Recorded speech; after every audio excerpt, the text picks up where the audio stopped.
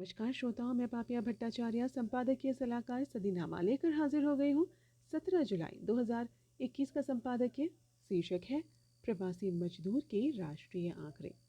इसे लिखा है हमारे संपादक जितेंद्र जितांशु ने।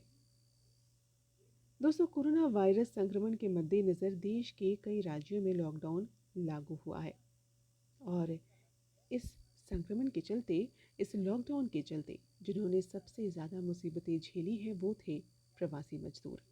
हालांकि सरकार ने कई सारे वादे किए, पर क्या वो वादे पूरे हुए? आइए जानते हैं आज के संपादकीय में। शीर्षक है प्रवासी मजदूर के राष्ट्रीय आंकड़े। 28 जून को सुप्रीम कोर्ट ने कोविड-19 महामारी की दूसरी लहर के दौरान प्रवासी मजदूरों की दुर्दशा से निपटने के लिए एक महत्वपूर्ण फैसला सुनाया।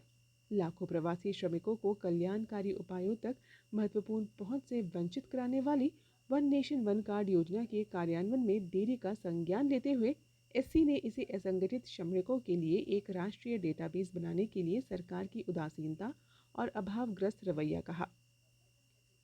कोर्ट ने उन राज्यों को निर्देश दिया जिन्होंने 31 जुलाई 2021 तक कार्य को पूरा करने के लिए अभी तक डेटाबेस संकलित नहीं किया था। ये याद किया जा सकता है कि सुप्रीम कोर्ट ने मई 2020 में अपने पिछले आदेश में केंद्रीय श्रम और रोजगार मंत्रालय को एक स्थापना की घोषणा करने का निर्देश दिया था, असंगठित कामगारों का राष्ट्रीय डेटाबेस। ये उल्लेख करने की आवश्यकता है कि पिछले साल 24 मार्च को भारत ने कोविड-19 महामारी के प्रसार को रोकने के लिए दुनिया में सबसे सख्त के बीच देशव्यापी लॉकडाउन लागू की थी। व्यवसायों के ठप होने और सार्वजनिक परिवहन बंद होने के कारण हजारों प्रवासी कामगार फंसे, बेघर या बेरोजगार रह गए। उन्होंने सैकड़ों किलोमीटर तक राजमार्गों पर चलना और साइकिल चलाना शुरू कर दिया, क्योंकि महामारी ने अपने घरों और परिवारों तक पहुंचने के लिए इस प्रक्रिया में अपने जीवन को खतरे में डाल दिया। राष्ट्रीय लॉकडाउन के दौरान कुल सड़क दुर्घटनाओं से 26.4% तक घर जाने वाले प्रवासी श्रमिक थे। राष्ट्रीय डेटाबेस की परिकल्पना एक गतिशील पोर्टल के रूप में की गई है, जिसमें श्रमिक कल्याणकारी योजनाओं के दायरे में लाए जाने वाले आधार से जुड़े कार्यक्रम में स्वयं को पंजीकृत कर सकते हैं या पंजीकृत होने के लिए स्थानीय सामान्य सेवा केंद्रों में शामिल हो सकते हैं।